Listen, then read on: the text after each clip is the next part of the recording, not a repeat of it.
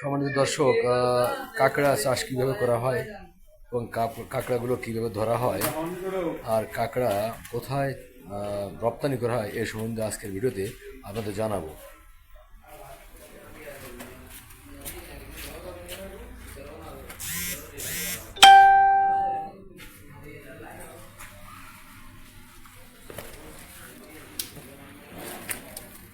এগুলো মূলত পাগুলো বেঁধে দিয়ে প্যাকেটজাত করা হয় আর সেখান থেকে বিভিন্ন প্রক্রিয়ায় এটা দেশে এবং বিদেশে রপ্তানি করা হয়।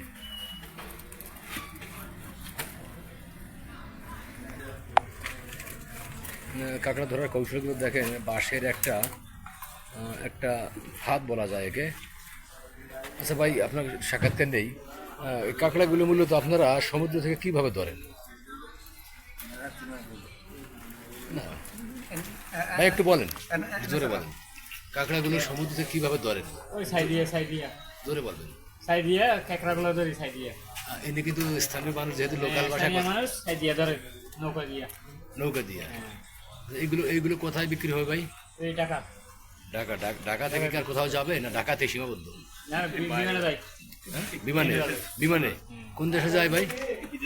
বিদেশে না, চীন দেশে জাপান টামানে যেতে যায়। জাপান যাবে, থাইল্যান্ড যাবে, কুয়েত বিভিন্ন রাষ্ট্র যাবে।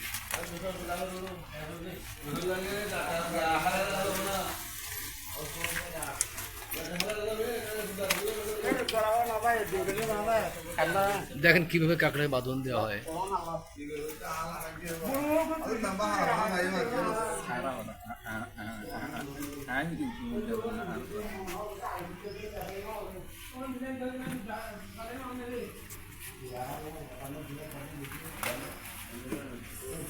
কিন্তু হচ্ছে যে আমি না